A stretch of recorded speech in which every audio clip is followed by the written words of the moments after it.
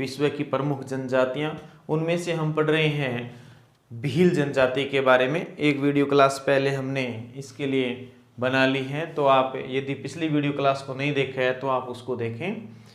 चलो आज देखते हैं हम भील जनजाति के बारे में।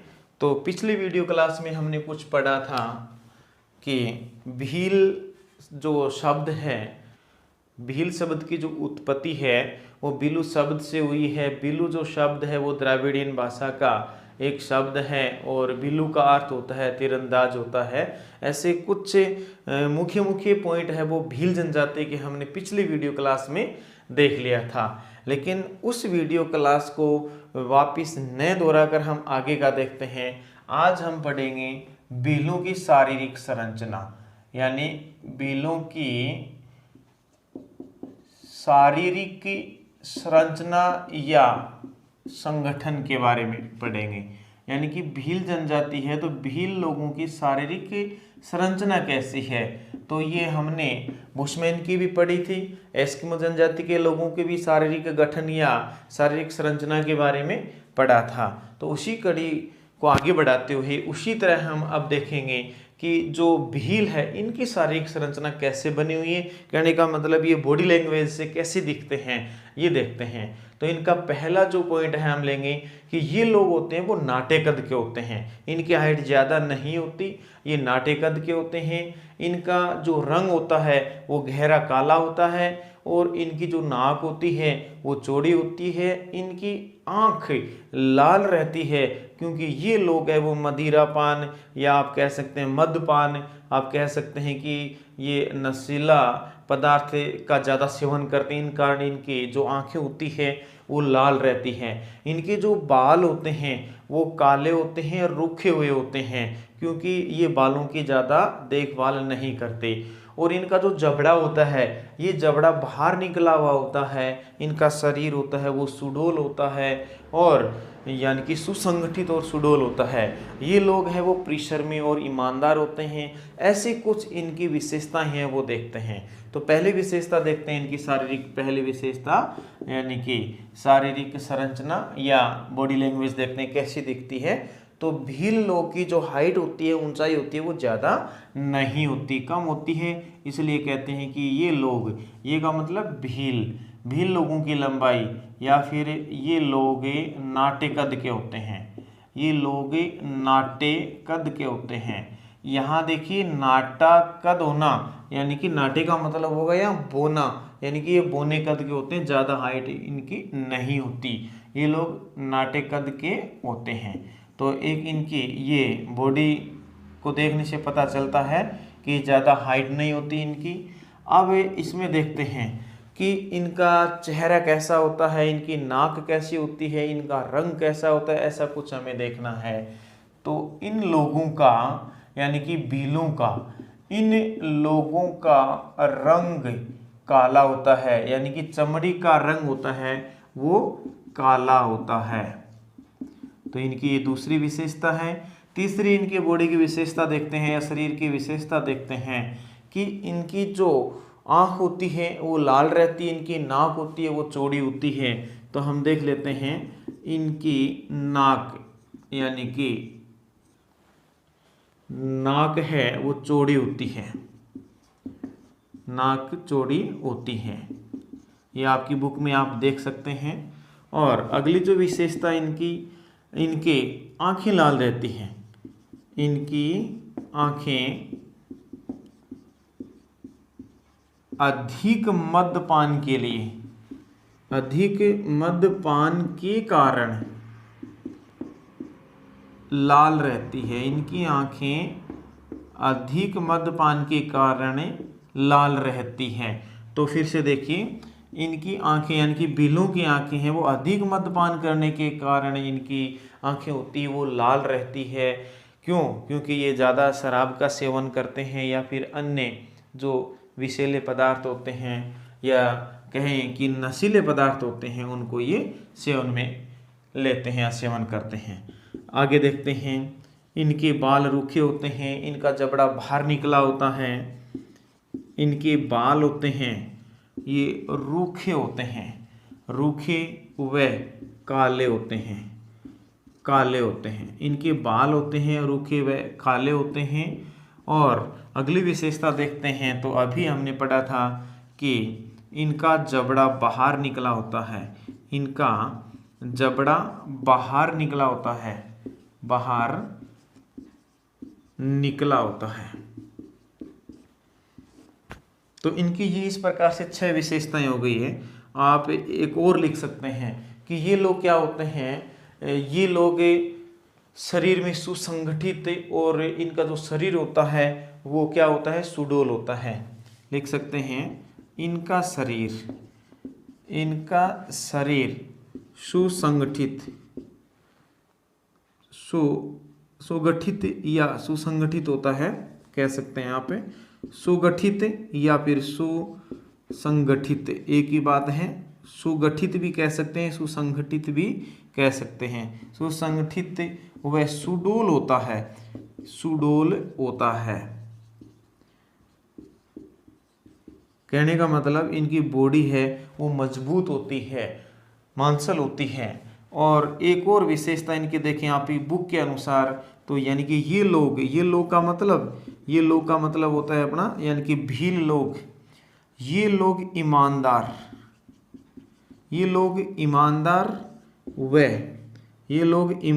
व परिश्रमी होते हैं। क्या होते हैं, परिश्रमी होते हैं। ये हम देखते हैं कुछ बातें कि इन लोगों के बारे में, ये इनकी विशेषताएं हैं। ज़्यादातर इनकी हमने क्या लिखी है, शारीरिक विशेषताएं लिखी है, यानी कि ये बॉडी लैंग्वेज से हमें कैसे दिखते हैं। चलो देखते हैं, इसके आगे हम देखेंगे अपना अगला पॉइंट, यानी कि इनका निवास क्षेत्र। बढ़िया तरीके से पिछली वीडियो क्लास में हमने उनको समझ लिया था, अब केवल हम इसके नोट्स के रूप में ही देखने वाले हैं। चलो देखते हैं।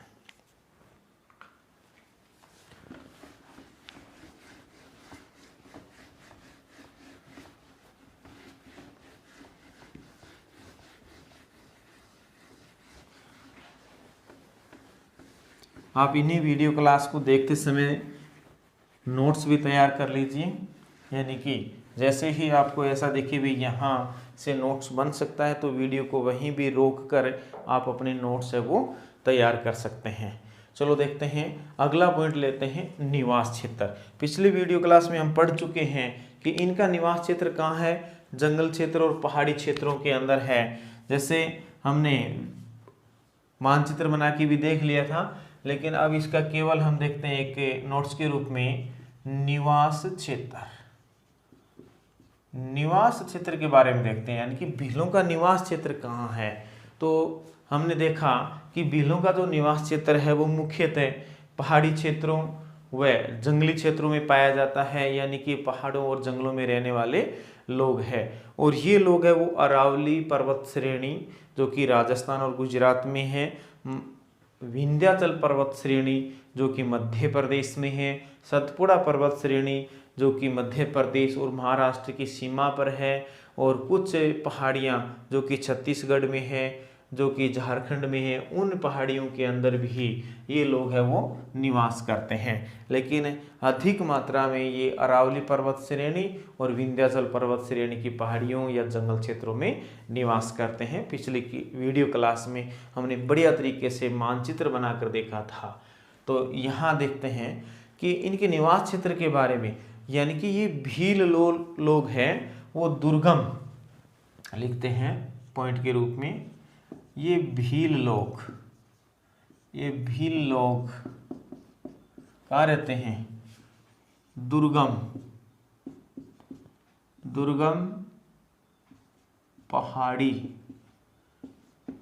पहाड़ी व जंगली क्षेत्रों में निवास करते हैं, पहाड़ी व जंगल क्षेत्रों में निवास करते हैं।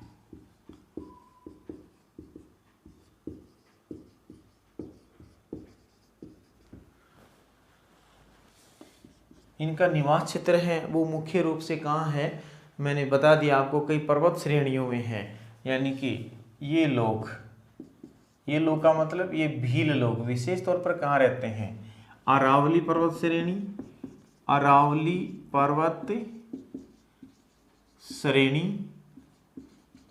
अरावली पर्वत श्रेणी, कोमा विंध्याचल, विंध्याचल पर्वत श्रेणी,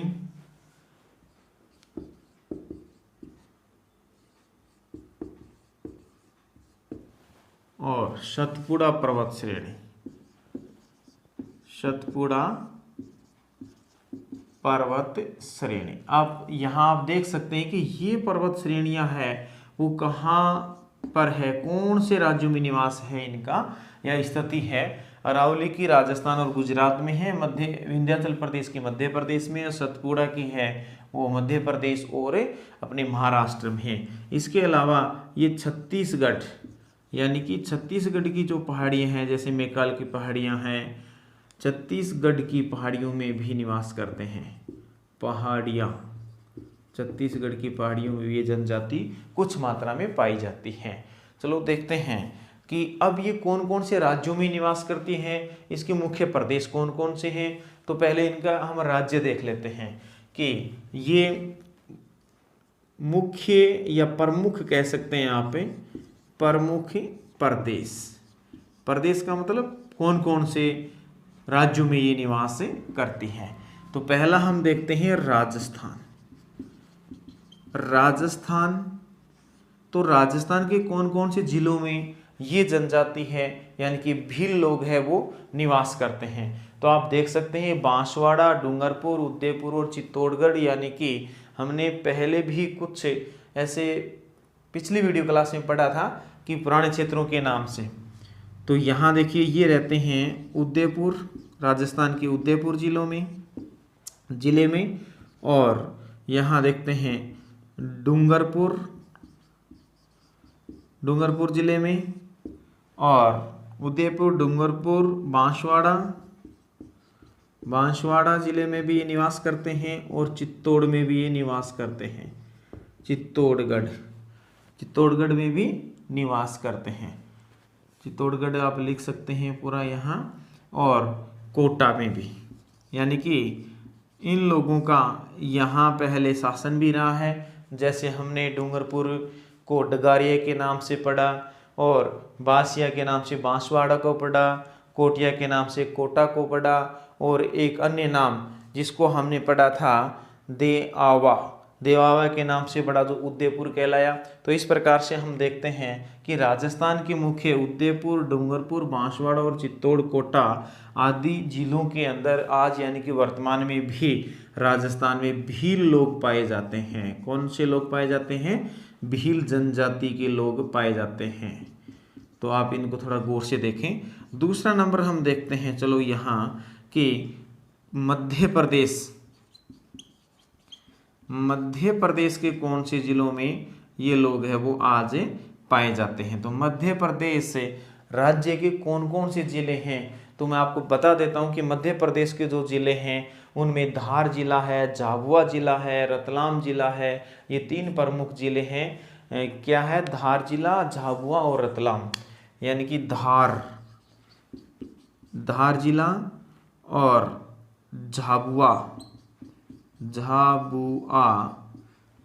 धार, झाबुआ व रतलाम जिलों में निवास करते हैं वर्तमान में।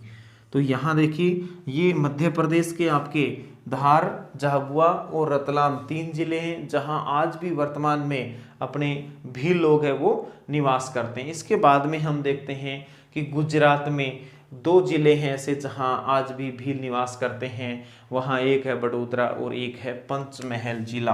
तो तीसरा जो राज्य देखते हैं जिसको हम देखते हैं गुजरात।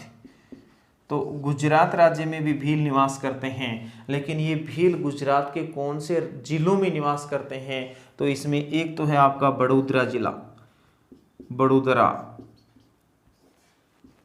बड़ोदरा जिला, और आपका दूसरा है यहाँ पंचमहल, ये भी जिला है गुजरात का। पंचमहल जो अपने राजस्थान का संपर्क करता है या पड़ोसी जिला है ऐसे कह सकते हैं, राजस्थान की सीमा पर लगता है। तो यहाँ हम तीन राज्यों में देख चुके हैं कि राजस्थान के कौन कौन से जिले हैं, मध्य प्रदेश के कौन कौन से जिले हैं और गुजरात के कौन कौन से जिलों में भील पाए जाते हैं। तो पिछली वीडियो क्लास में हमने बताया था कि राजस्थान, गुजरात, मध्य प्रदेश और महाराष्ट्र में निवास करते हैं, तो यहाँ महाराष्ट्र रह गया। चौथा लेते हैं महाराष्ट्र राज्य। महाराष्ट्र, तो आप देख सकते हैं कि महाराष्ट्र राज्य के अंदर ये कौन कौन से जिलों में निवास करते हैं। तो महाराष्ट्र के जो 5 जिले हैं उनमें औरंगाबाद है और अहमदनगर। देखिए औरंगाबाद, अहमदनगर, जलगांव, नासिक और धुले। फिर से देखिए औरंगाबाद, औरंगाबाद एक जिला है महाराष्ट्र का, और एक है अहमदनगर, अहमदनगर, और एक है आपका नासिक जिला, और एक आपका है धुले। तो इस प्रकार से 3, और एक 5वां इसका जिला है जिसको हम जानते हैं जलगांव के नाम से। किस नाम से जानते हैं? जलगांव। ये अपने पाठ्य पुस्तक में दिए हुए हैं। जलगांव जिलों में पाया जाता है, जिलों में पाए जाते हैं। कौन पाए जाते हैं? भीलों का संकेंद्रण पाया जाता है, यानी कि ये भील है वो अधिक मात्रा में पाए जाते हैं। तो आप इसका यानी कि बोर्ड के ऊपर जो आपको दिख रहा है, शायद नीचे से नहीं दिख रहा है, तो आप इसका नोट्स तैयार कर लें। थोड़ा कोशिश करेंगे कि आपको नीचे तक दिख जाए, शायद अब दिख रहा होगा। हाँ, पूरा बोर्ड आपको दिख रहा है अब। चलो देखते हैं। आप इनको यहाँ इस वीडियो को रोककर आप नोट्स बना सकते हैं, अपने नोट्स तैयार कर सकते हैं वीडियो को पॉज करके। चलो देखते हैं। मैं नोट्स बनाइए या फिर स्क्रीनशॉट लेके आप इसको तैयार कर लीजिए। स्क्रीनशॉट नहीं ले सकते हैं तो आप वीडियो को रोक कर पॉज करके वहाँ से अपने हैं नोट्स तैयार कर लें। इसके बाद हम देखते हैं कि ये जो अपने निवास क्षेत्र है, ये देख लिए पिछली वीडियो क्लास में। शायद मेरे हिसाब से मैंने आपको इनको मानचित्र में भी बताया था, राजस्थान का मानचित्र भी बना के देखा था हमने। और यदि फिर मौका मिला क्लास के अंदर तो फिर से इनको हम बढ़िया तरीके से पढ़ने वाले हैं।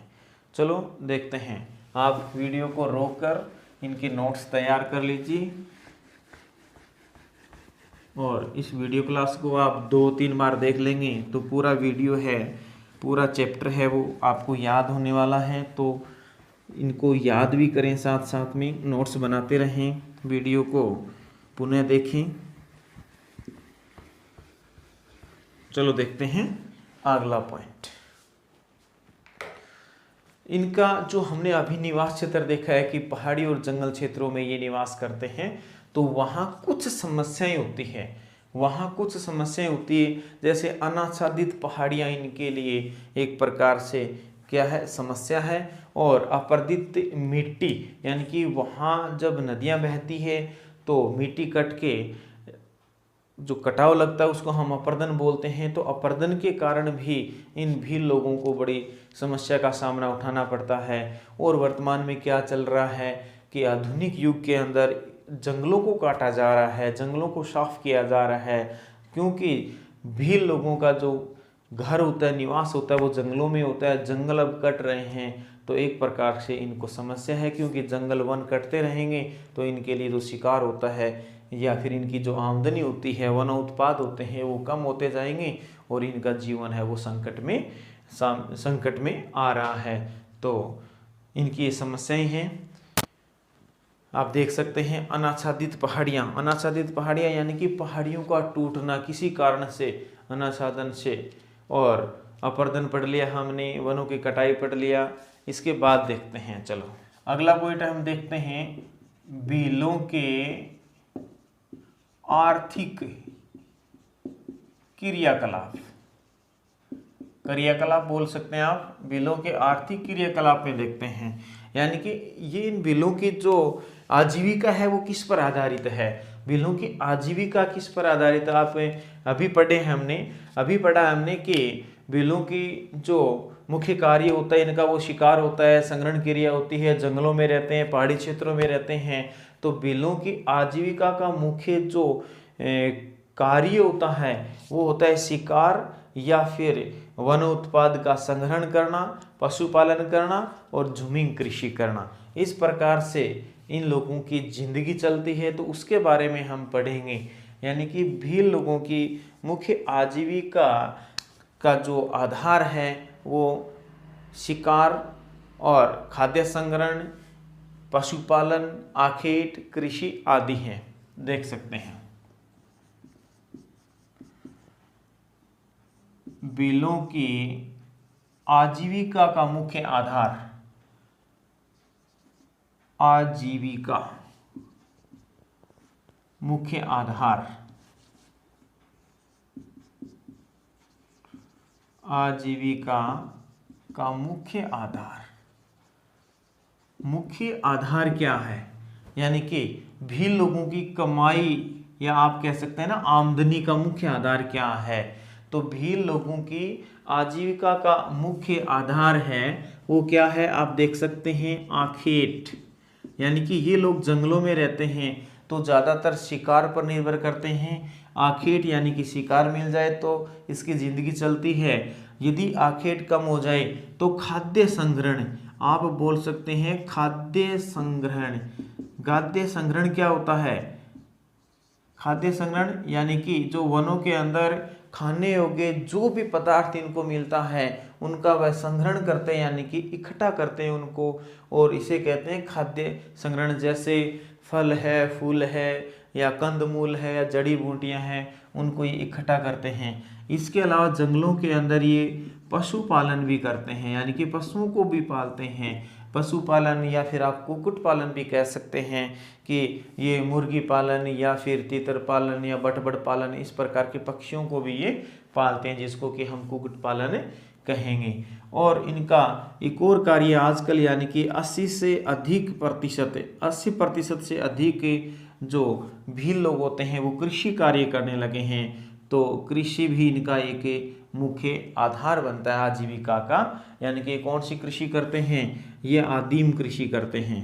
कौन सी कृषि करते हैं? आदिम कृषि करते हैं। आदिम कृषि को हम जानते हैं झूमिंग कृषि के नाम से। कौन सी कृषि? झूमिंग कृषि के नाम से भी जानते हैं। लेकिन इस झूमिंग कृषि को राजस्थान में क्या कहा जाता है? झूमिंग कृषि कौन सी होती है? स्थानांतरित कृषि को ही झूमिंग कृषि कहा जाता है। अब आपके दिमाग में ये आया होगा कि स्थानांतरित कृषि किसे कहेंगे? मैं कह रहा हूँ कि झूमिंग कृषि है वो अपने पूर्वी भारत में जो पहाड़ी राज्य हैं वहाँ पहाड़ी ढालों पर जो खेती की जाती है उसको झूमिंग कृषि कहते हैं। लेकिन हम देखें तो ज्योग्राफी की भाषा में कि स्थानांतरित कृषि भी बोलते हैं इनको, क्योंकि पहाड़ी की ढालों पर जो कृषि की जाती है वो स्थान को चेंज कर करके या बदल बदल कर 2 या 3 साल खेती करते हैं, फिर उस स्थान को छोड़ देते हैं, फिर अन्यत्र कहीं जाकर उसी प्रकार से जंगलों को साफ करते हैं, जला देते हैं वहाँ से, और वहाँ फिर वे अपने शारीरिक परिश्रम से खेती करते हैं। फिर वहाँ 2-3 साल के लिए वो खेती करते हैं, फिर उस स्थान को छोड़कर आगे चले जाते हैं।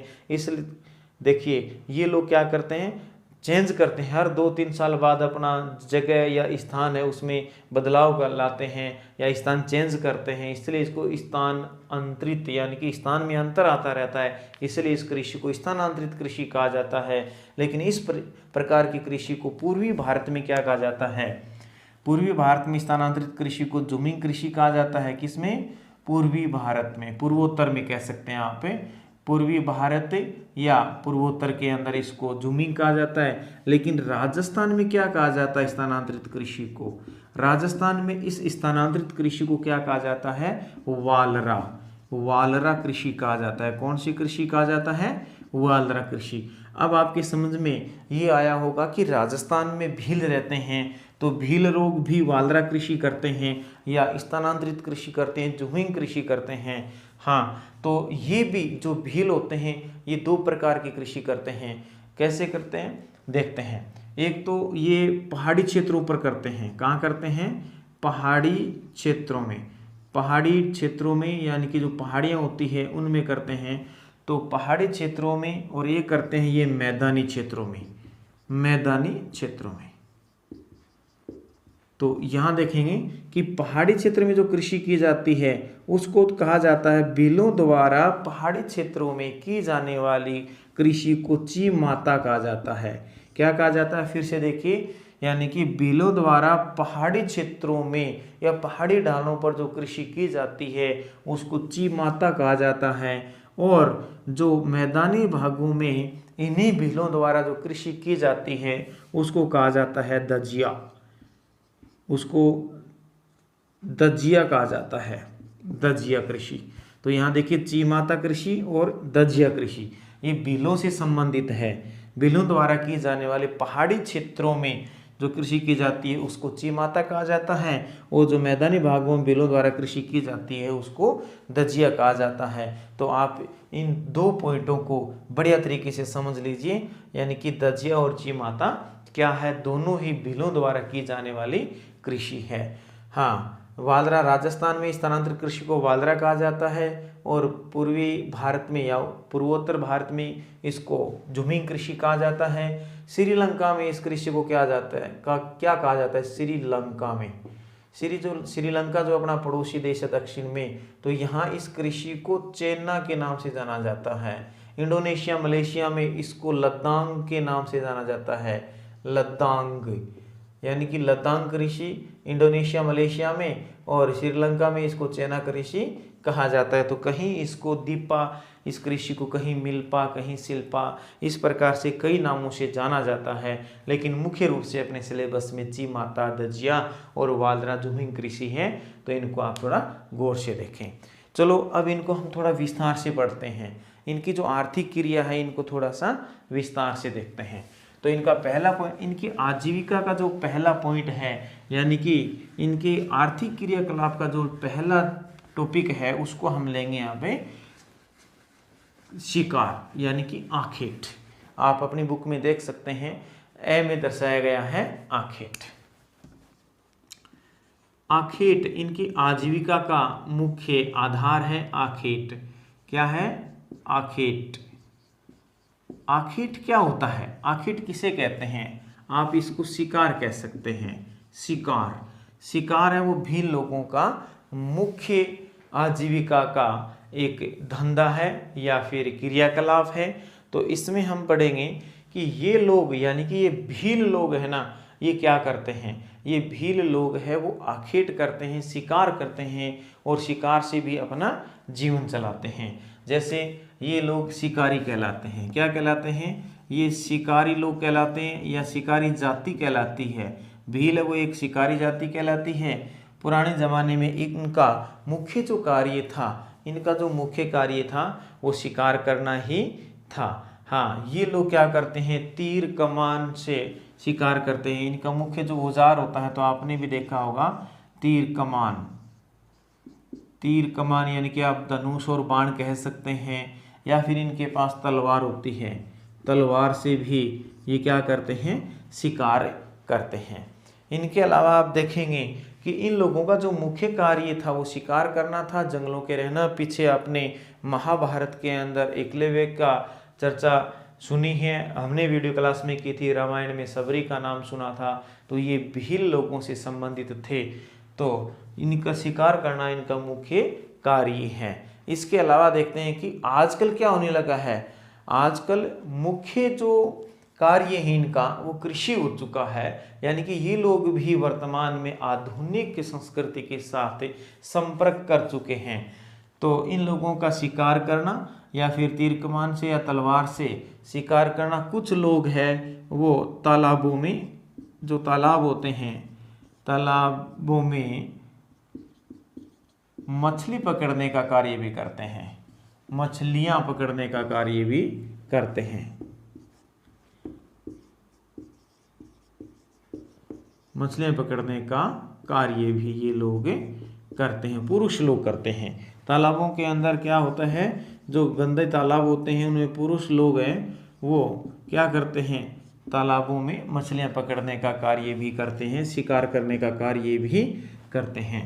तो अब देखते हैं कि वर्तमान में इन लोगों का कार्य शिकार न रहकर, ज़्यादा मुख्य कार्य इनका शिकार न रहकर आजकल इनका मुख्य कार्य है वो कृषि कार्य हो गया है। यानी कि लगभग 80% भील लोग, 80% भील लोग कृषि कार्य करने लगे हैं। कौन से कार्य? कृषि कार्य करने लगे हैं। ये आप ध्यान रखना, कृषि कार्य करने लगे हैं। वर्तमान में 80% से अधिक लोग हैं वो कृषि कार्य करते हैं। तो कृषि कार्य में किस प्रकार से कृषि करते हैं हमने पहले भी पढ़ चुके हैं, फिर बता रहा हूँ कि भी लोग हैं वो 80% से अधिक है वो अपने शिकार ये कार्य छोड़कर इन्होंने अब कृषि करना शुरू कर दिया। कृषि कहाँ करते हैं? जैसे जो पहाड़ी ढाल होती है तो इन पहाड़ी ढालों के ऊपर ये अपनी खेती करते हैं, कृषि करते हैं इन ढालों के ऊपर, यानी कि ज़ूमिंग कृषि करते हैं या स्थानांतरित कृषि करते हैं। और कुछ लोग इस प्रकार पहाड़ी मान लेते हैं ये अपना पहाड़ी एरिया है, ये है पहाड़ी एरिया, पहाड़ी क्षेत्र कह सकते हैं। तो पहाड़ी क्षेत्रों के पहाड़ी ढालों पर भी ये लोग क्या करते हैं? कृषि करते हैं। और ये मान लेते हैं हम मैदानी एरिया। ये कौन सा एरिया है? मैदानी एरिया। तो यहाँ देखें पहाड़ी क्षेत्र और यहाँ मैंने बनाया है मैदानी क्षेत्र। तो थोड़ा गौर से समझने की कोशिश करें कि ये लोग जब इन पहाड़ी ढालों के ऊपर कृषि करेंगे, अपने हाथ से या अपने शारीरिक परिश्रम से खेती करते हैं, तो इन पहाड़ी क्षेत्रों के ऊपर तो जो खेती होती है उनको हम जानते हैं ची माता। और ये जो मैदानी भाग होते हैं, इन मैदानी भागों में जब ये लोग कृषि करते हैं तो उसको हम बोलते हैं दजिया कृषि। तो दजिया कृषि पद्धति है वो भीलों द्वारा मैदानी भागों में की जाती है, और जो ची माता कृषि पद्धति है और वो की जाती है अपने पहाड़ी ढालों पर या पहाड़ी क्षेत्रों के अंदर। आप इतना याद रखें। इसके बाद देखते हैं इनका अगला पॉइंट, आखेट के बाद में इनका जो मुख्य पॉइंट है वो है भोजन। तो भोजन के बारे में भी हम इनको देखते हैं। भोजन इनका सामान्य है, और जैसे हमने पहला टॉपिक पढ़ा है आखेट, तो आखेट से भी आप पता लगा सकते हैं कि ये जब शिकार करते हैं, जो जीव जंतु होते हैं, जंगली जीव होते हैं, उनका शिकार करते हैं, तो उस शिकार को ये अपने भोजन के रूप में काम में लेते हैं। उस शिकार को अपने भोजन के रूप में काम लेते हैं। तो आप कह सकते हैं कि बिल्लों का जो भोजन है वो मांसाहार भी उसमें शामिल है। तो भोजन देखते हैं, तो वैसे देखते हैं कि बिल्लों का जो मुख्य भोजन माना जाता है वो शिकार यानी कि मांस माना जाता है। लेकिन हमें अभी पढ़ चुके हैं कि 80% लोग हैं वो कृषि कार्य करने लगे हैं। तो यहाँ देखते हैं कि कृषि कार्य करते हैं, तो इनका जो मुख्य भोजन है, बिल्लों का मुख्य जो भोजन है वो क्या है? बिल्लों का मुख्य भोजन है वो मक्का है। क्या है? मक्का। यानी कि ये वर्ष भर क्या खाते हैं? मक्का खाते हैं। वहाँ पर पहाड़ी क्षेत्रों के अंदर जैसे डूंगरपुर, बांसवाड़ा, चित्तौड़गढ़, प्रतापगढ़, उदयपुर और जो भीलवाड़ा क्षेत्र है उन क्षेत्रों के अंदर है मक्के की कृषि अच्छी होती है। तो पहाड़ी क्षेत्रों में ये मक्का उपजाते हैं और मक्का को पीसकर आटा बनाकर ये अपने दैनिक जीवन में काम लेते हैं। इसके अलावा देखते हैं कि ये जो कोई उत्सव होता है या कोई पर्व होता है, उत्सव व कोई पर्व पर ये लोग चावल बनाते हैं। क्या बनाते हैं? चावल। और चावल को कहा जाता है चोखा बनाते हैं, चोखा खाते हैं। क्या खाते हैं? चोखा। इस शब्द को ध्यान रखना कि चोखा क्या है। तो आप कह सकते हैं भील लोगों का जो चावल से बनाया गया मुख्य भोजन होता है उसको चोखा कहा जाता है। तो चोखा खाते हैं। और एक आपने नाम सुना होगा लापसी।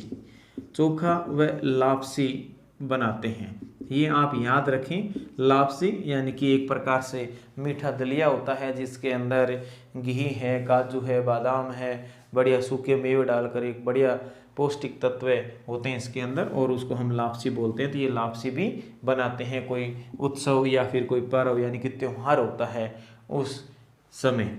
इसके अलावा ये लोग क्या करते हैं हम भी पढ़ चुके हैं, या अपनी पाठ्य पुस्तक में आप देख सकते हैं कि ये लोग क्या करते हैं। सामान्यतः ये लोग हैं वो आटे और छाछ की राबड़ी बनाते हैं। आटा छाछ से राबड़ी बनाते हैं। एक विशेष प्रकार का पे होता है ये राबड़ी। आपने भी कभी इसको यूज करके देखा होगा। ये लोग राबड़ी बनाते हैं, राबड़ी बनाते हैं। कैसे बनती है?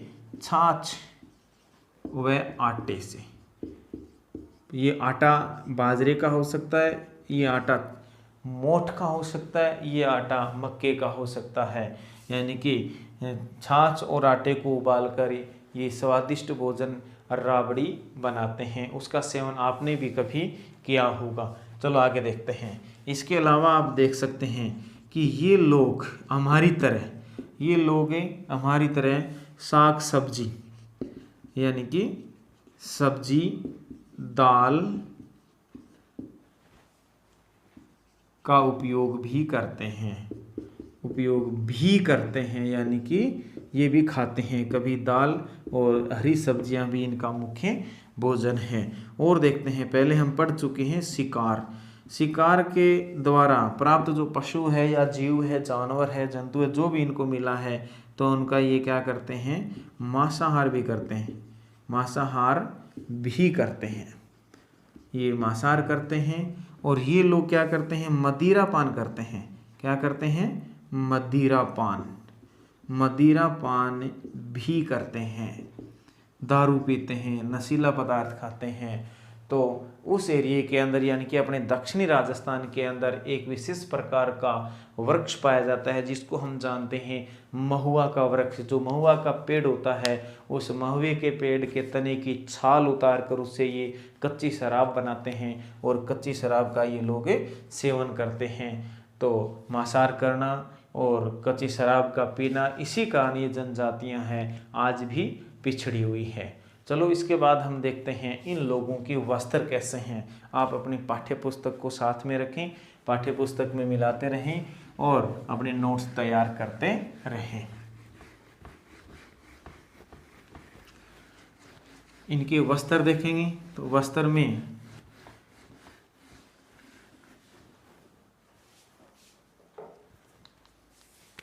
भीलों के वस्त्र, भीलों के वस्त्र, यानी कि ये लोग वस्त्र पहनते हैं। हम पहनते हैं, ये भी पहनते हैं, ये भी सभ्य हो चुके हैं। तो लेकिन इनका जो प्राचीन इतिहास रहा है उसके बारे में थोड़ा पढ़ते हैं।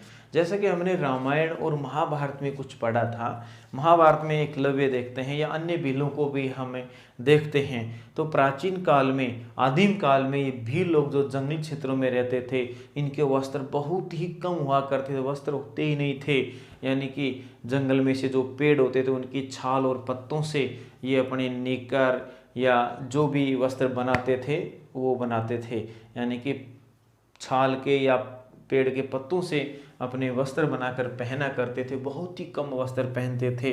लेकिन आज वर्तमान में ये भील लोग हैं, वो आधुनिक संस्कृति के संपर्क में आने के कारण या शहरी क्षेत्र के संपर्क में आने के कारण, ग्रामीण क्षेत्र के संपर्क में आने के कारण ये लोग भी आज हमारी तरह वस्त्र पहनने लगे हैं। जैसे पुरुष लोग हैं, उनका मुख्य जो वस्त्र होते हैं वो कमीज है, धोती है, साफा, साफा पगड़ी को बोलते हैं, तो ये लोग पहनते हैं। और जो महिलाएं होती है, इनकी जो महिलाएं होती है, इनकी महिलाएं हैं वो घाघरा, कांचली, जिसको लुगड़ी भी, अच्छा फिर से देखिए, इनकी महिलाएं हैं वो घाघरा पहनती है, कांचली पहनती है और लुगड़ी ओढ़ती है।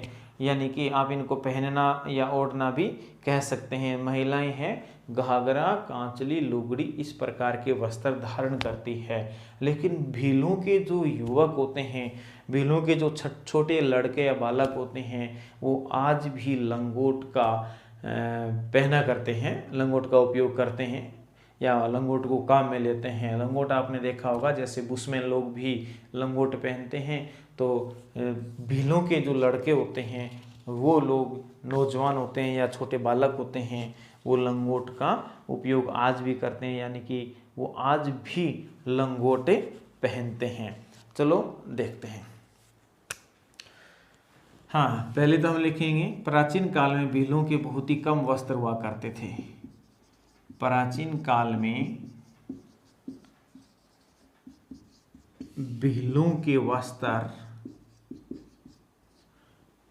प्राचीन काल में भीलों के वस्त्र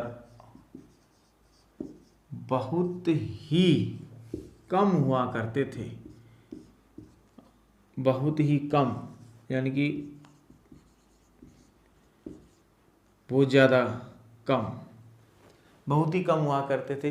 जैसे पेड़ की छाल या पत्तों से अपने निकर बनाते थे, इस प्रकार से। लेकिन वर्तमान में ये लोग क्या है, आधुनिक युग में अन्य लोगों के संपर्क में आने के कारण ये लोग कपड़े पहनने लगे हैं। तो यहाँ आप लिख सकते हैं भील लोग, भील पुरुष कर लेते हैं। भील पुरुष क्या पहनते हैं, भील पुरुष हैं वो धोती कमीज व साफा पहनते हैं, साफा पहनते हैं। आप इसको गौर से देख लें, धोती कमीज साफा आप आज भी अपने ग्रामीण क्षेत्रों में ऐसा पहनावा मिलता है। इसके बाद में अब भील महिलाएं या स्त्रियां कह सकते हैं, भील महिलाएं किस प्रकार के वस्त्र धारण करती हैं, तो उनमें हम देखते हैं कि घाघरा, कांचली व ओढ़नी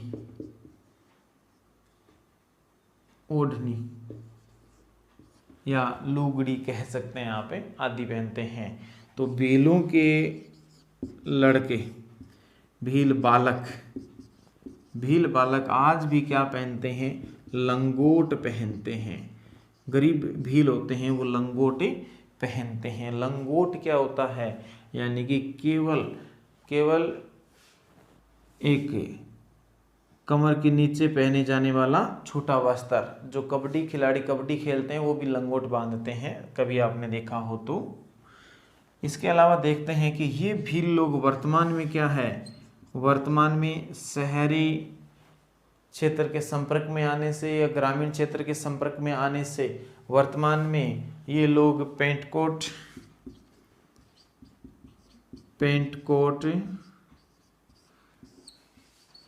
आदि भी पहनने लगे हैं,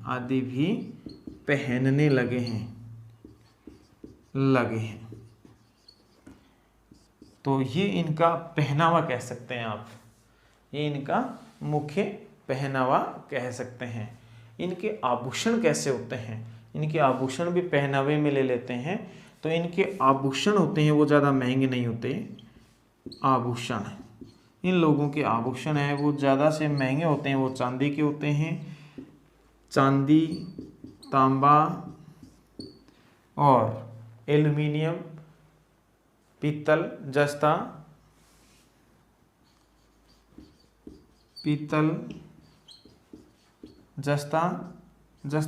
जो कि चांदी के साथ ही पाया जाता है, आदि खनिजों के बने होते हैं,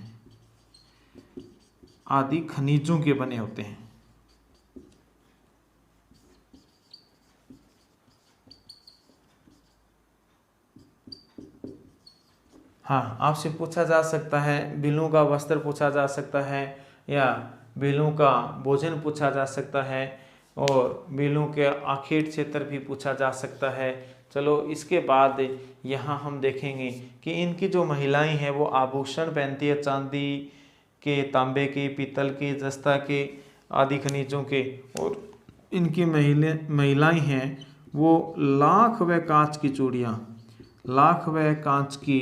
चूड़ियाँ भी पहनती है। लाख व कांच की रंग बिरंगी चूड़ियाँ पहनती है, कहने का मतलब ये क्या है, इनका पहनावा है, चूड़ियाँ हैं या फिर इनके आभूषण है या वस्त्र है, वो इनके पहनावे में आ जाते हैं। तो अब इनका जो अगला पॉइंट देखेंगे हम, वो देखते हैं। जय हिंद, जय भारत।